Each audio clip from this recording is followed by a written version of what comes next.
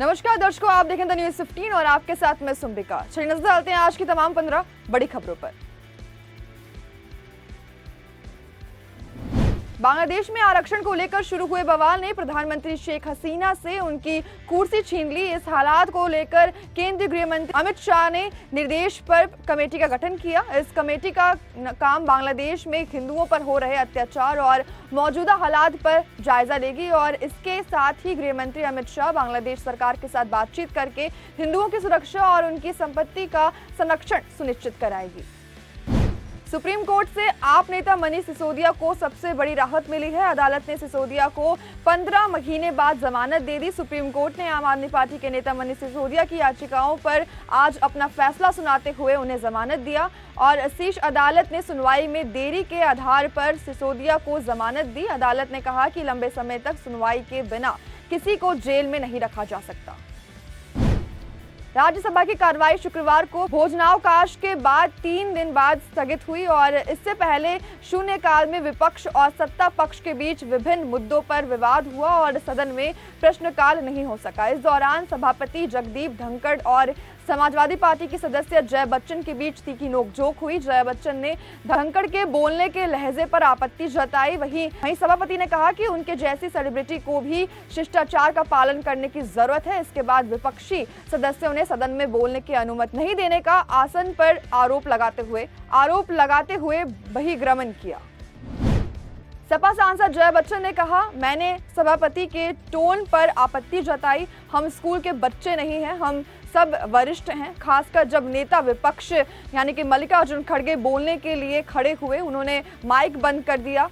आप ऐसा कैसे कर सकते हैं? ये परंपरा के खिलाफ है। अगर आप उन्हें बोलने नहीं देंगे तो हम क्या करने आए हैं? वो हमेशा संसदीय शब्दों का इस्तेमाल करते हैं और उन्होंने कहा कि आप सेलिब्रिटी होंगी तो मुझे कोई फर्क नहीं पड़ता। पश्चिम बंगाल के मालदा जिले के कुमेदपुर में एक मालगाड़ी के 5 डिब्बे पटरी से उतर गए। फिलहाल किसी के हाथाहाथ होने की कोई खबर नहीं है। रेलवे प्रवक्ता ने इसकी पुष्टि की है। बिहार बंगाल सीमा के पास हुई दुर्घटना की वजह से ट्रैक पर आवागमन प्रभावित हुआ है। सुचारू रेल परिचालन के लिए लाइनों को साफ करने का प्रयास जारी है। कटिहार के मंडल रेल प्रबंधक लाइनों को साफ करने के लिए काम पर निगरानी दी गई है।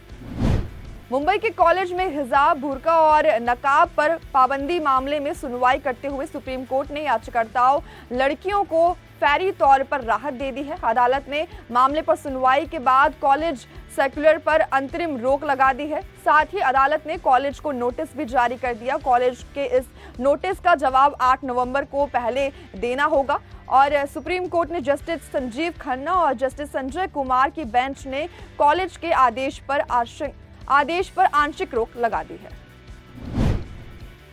संसद के मॉनसून सत्र में एक बार फिर सत्ता पक्ष और विपक्ष के बीच घमासान देखने को मिला।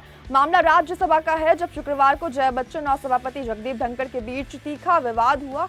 धनखड़ ने जय बच्चन के प्रति नाराजगी जाहिर करते हुए कहा कि राज्यसभा की एक वरिष्ठ सदस्य होने के नाते क्या आपके पास चेयर का निरादर करने का लाइसेंस है?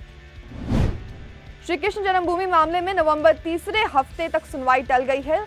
शाही ईदगाह मस्जिद के सर्वे पर फिलहाल अंतरिम रोक जारी रहेगी और मामले की अगली सुनवाई 18 नवंबर को होगी।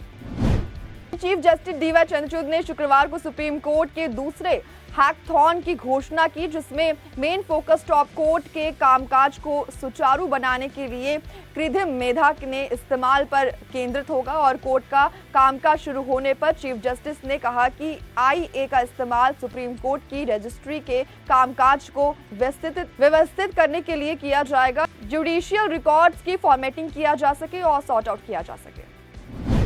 स्पेशल सेल ने आतंकवादी संगठन Islamic state for Iraq and Syria यानी कि ISIS के पूर्ण मॉड्यूल के एक सदस्य को गिरफ्तार किया है। अधिकारियों ने इस बारे में जानकारी देते हुए बताया कि इस वांटेड आतंकवादी का नाम रिजवान अब्दुल्ला हाजी अली है और दिल्ली के दरियागंज का रहने वाला है।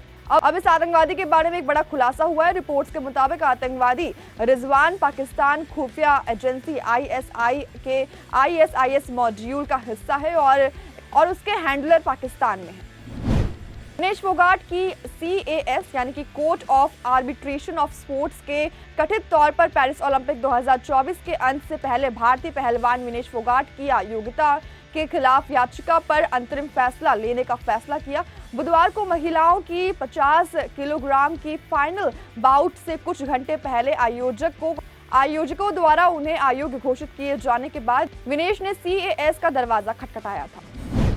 हरियाणा में स्वतंत्रता दिवस से पहले सभी स्कूलों में गुड मॉर्निंग की जगह जय हिंद का प्रयोग किया जाएगा। एक सरकारी परिवर्त में इसकी जानकारी दी गई है। प्रदेश सरकार के स्कूल शिक्षा निदेशालय की ओर से बृहस्पतिवार को जारी परिपत्र में कहा गया कि हरियाणा द्वारा शुरू किए गए इस कदम का उद्देश्य छात्रों में देशभक्ति और राष्ट्रीय गौरव की गहरी भावना उत्पन्न करना है। वेनेजुएला के राष्ट्रपति निकोलस मादुरो ने गुरुवार को सोशल मीडिया प्लेटफॉर्म X यानी कि ट्विटर पर 10 दिन तक प्रतिबंध यानी कि बैन लगा दिया है और राष्ट्रपति ने मस्क पर नफरत, गृह युद्ध और हिंसा भड़कने का आरोप लगाया। टेलीविजन पर प्रसारित एक भाषण में वेनेजुएला के राष्ट्रपति निकोलस ने कहा कि X पर 10 दिनों तक के लिए बैन लगा दिया गया। मस्क ने सभी वेनेजुएला के राष्ट्रपति की तुलना गधे से की। तापसी पन्नू, विक्रांत मैसी और सनी कौशल की मच अवेटेड फिल्म फिर आई हसीना दिलरुबा ने रिलीज होते ही सोशल मीडिया पर धमाल मचा दिया। फिल्म का ट्विटर रिव्यू सामने आ चुका है। फैंस के रिएक्शन से साफ है कि फिल्म ने दर्शकों का दिल जीत लिया और फिल्म में तापसी पन्नू का शानदार अभिनय लोगों के बीच चर्चा का विषय बन गया है। उनकी डायलॉग्स, डिलीवरी और ऑन स्क्रीन प्रेजेंस ने दर्शकों को मंत्रमुग्ध कर दिया है। लंबे समय से टीम इंडिया से दूर चल रहे भारतीय तेज गेंदबाज मोहम्मद शमी की वापसी को लेकर बड़ी खबर सामने आई है। इस साल सितंबर तक वापसी की उम्मीद कर सकते हैं उनकी और एक रिपोर्ट के मुताबिक मोहम्मद शमी को सितंबर में बांग्लादेश के खिलाफ टेस्ट सीरीज के साथ अंतर्राष्ट्रीय वापसी करने से पहले अपनी मैच फिटनेस साबित करने के लिए दिलीप ट्रॉफी खेलनी पड़ सकती है। दिलीप ट्रॉफी का 5 सितंबर से आगाज होगा और 22 सितंबर तक चलेगा, जिसमें 6 जोन शिरकत करेंगे। तो ये थी आज की कुछ तमाम 15 बड़ी खबरें। देखते रहिए द न्यूज़ 15। वीडियो को लाइक, चैनल को सब्सक्राइब करना बिल्कुल ना भूलें।